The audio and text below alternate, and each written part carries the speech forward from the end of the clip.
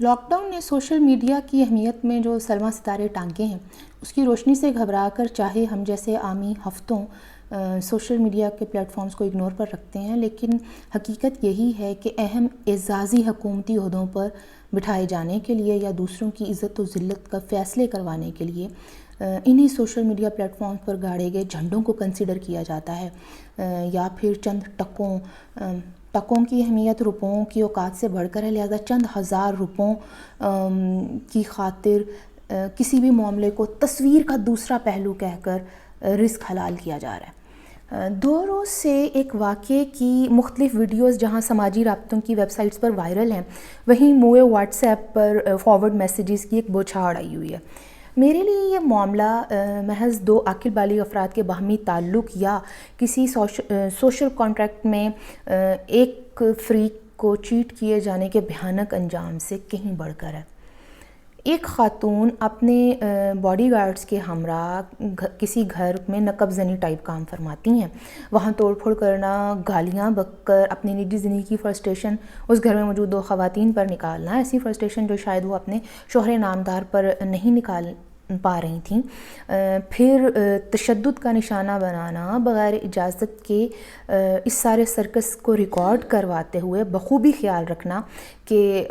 حملہ آور کی پہچان واضح نہ ہو۔ اگرچہ خاتون دوبارہ اب خود بھی سوشل میڈیا پر آ گئی ہیں، اور اس دوران جو کہ عثمان پائن کو جس طرح سے گارڈ نے اپنے نرغے میں لے رکھا تھا، یوں لگ رہا تھا جیسے مرغی نے اپنے پروں تلے کسی چوزے کو، اپنے بچے کو چھپا رکھا ہے۔ وہ منظر دیکھ لیں، حتیٰ کہ اپنے گارڈز کو اکساتے ہوئے اور خواتین کو ذو معنی جملوں میں ریپ کی دھمکی دینا، جس دوران ایک خاتون کے زخمی پاؤں سے رستا خون فرش کو لال کرتا جا رہا تھا۔ اس سب میں 2 جملے بہت اہم ہیں، ایک تو یہ کہ بلال کو بلواؤ، اور دوسرا یہ کہ ISI کو فون کرو، انہیں اٹھا کر لے جائیں۔ اب قوم یہ جاننا چاہتی ہے کہ بلال کون بلا ہے جو کہ آپ کی مجازی خدا کی ایسی غیر نصابی سرگرمیوں کے منظر عام پر آنے کے بعد ملوث فریق کو چک کر لے جانے کا وسیع تجربہ رکھتا ہے، اور پھر اس معاملے میں ISI کو گھسیٹنے کا مقصد میری سمجھ سے باہر ہے۔ مطلب اب وہ ادارہ ہماری نظریاتی سرحدوں کی حفاظت فرمائے یا آپ کے ایک ہسبینڈ کے چڑھائے چند توڑتا پھرے، ایسے تو پھر چیئرمین نیب سر تپا مصیبت وچ پھس کے انہاں دا کن تتا نہیں سی ہویا۔ مجھے تو یہ لگتا ہے کہ حمید گل صاحب کی روح بھی تڑپ رہی ہوگی ادارے کی ایسی زبوں حال ریپوٹیشن پہ۔ بہرحال اب نوٹس یا ایکشن نہ صحیح، لیکن کم از کم ایک وضاحتی ٹویٹ تو واجب ٹھہرتی ہے۔ حملہ آور خاتون جو کہ سارے سرکس کے دوران ہیجانی انداز میں مغالطات بک کر تشدد فرماتی رہیں، اور اب سامنے آ کر طنزیہ انداز میں اعتکاف اور شراب اور کوکین کے حوالے دے رہی ہیں، اور اب پھر یہ دعوے دار ہیں کہ یہ گھر ان کے شوہر ہی کا دوسرا گھر تھا، تو بی آپ سے تو پہلے یہ پوچھنا بنتا ہے کہ آپ کے شوہر کے گھر میں ڈھیروں ڈھیر جو آپ نے زنانہ ملبوسات جلانے کا حکم صادر فرمایا، تو شوہر سے تو پوچھ لیتی کہ کہیں وہی زیب تن نہ فرماتا ہو، کیونکہ گھر اس کا تھا تو یہ ملبوسات شاید اسی کے ہوں۔ تو دوسری جانب آپ کے بقول آپ کی شادی کو 13 سال ہو گئے، تو اس سے کیا آپ کو لائسنس مل جاتا ہے کسی پر قاتلانہ حملے کا، یا کسی کو ذلیل کر کے تشدد کے دوران ویڈیو بنا کر وائرل کرنے کا؟ وارننگ آپ دوسری خواتین کو دینے کی بجائے پہلے تو یہ سمجھائیں کہ اس قسم کی شادی میں آپ کے پاس بچانے کے لیے کیا موجود تھا، جو کہ آپ انت معصوم شوہر کی بجائے دوسروں پر برس رہی ہیں۔ تھانوں کیڑا ٹینشن ہونی ہے کہ علیحدگی کر لئی تے بجلی دا بل کون دے گا، شاپنگ کون کرائے گا، نیانے دے سکول دا خرچہ کون چکے گا، مطلب سوچنے والی بات ہے۔ بہرحال آپ کے تشدد اور نفسیاتی اور سماجی نقصانات کا نشانہ 2 خواتین بنی، جبکہ شوہر کو تو صرف ایک پنجابی والے کان نہیں ہوئے ہیں کہ اگلی باری یہو جہا کوئی چانے چاڑنا ہوئے تو ایکسٹرا کیئرفل رہنا ہے۔ میرے لیے یہ ایک واقعہ نہیں بلکہ مختلف نوعیت کے واقعات میں ہمارے ایک ایسے طبقے کی نمائش جاری ہے جو کہ یہ سمجھتا ہے کہ وہ اپنے کانٹیکٹس کے ذریعے سے یا پھر کسی بھی معاملے کو ٹویسٹ کر کے ظلم، بدماشی، لا قانونیت کو جائز کروا لے گا۔ دوسری جانب ایک اور اتنا طاقتور طبقہ اس ملک میں موجود ہے جو کہ عارف وزیر کے قتل کے بعد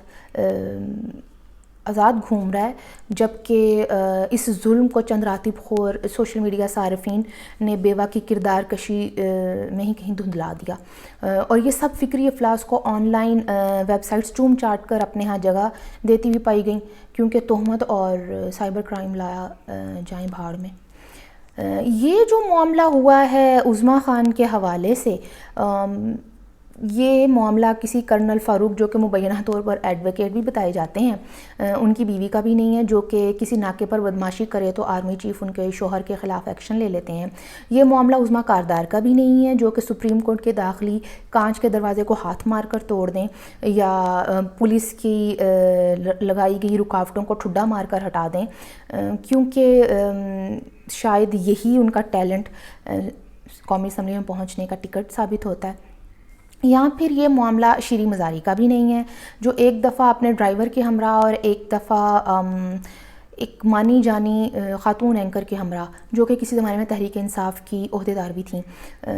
ریاست کی جانب سے تعینات پولیس کی لگائی گئی رکاوٹوں کو ہٹا کر آگے بڑھ گئیں۔ یہ دوسرے واقعے کی میں بہرحال چشمدید گواہ ہوں۔ یہ رویہ ہمارے ہاں موٹر وے پولیس پر کسی ریاستی ادارے کے اہلکاروں کے تشدد سے بھی جڑا ہوا نہ ہو، تو یہ رویہ اگر محض کسی بڑی فیشن ڈیزائنر کے شوہر کو پولیس کی حراست سے چھڑوانے کا ہوتا تو ہم بھول بھی جاتے کہ اس وقت کے مبینہ وزیر اعظم نے 2014 میں دارالحکومت پر حملے کے دوران کس طرح سے پولیس وین میں حراست میں رکھے گئے لوگوں کو حملہ کر کر چھڑوایا تھا۔ ان سب باتوں کا تعلق اس طبقے کے ڈی این اے میں موجود ایک رویے سے ہے جو اثر و رسوخ سے میڈیا بھی کنٹرول کرتا ہے، واٹس ایپ کے ذریعے عدالتوں کو ہانکے جانے کو بھی جائز سمجھتا ہے، اور پھر ذہن سازی پر بھی کروڑوں لگا لیے جاتے ہیں۔ ورنہ آج عظمیٰ خان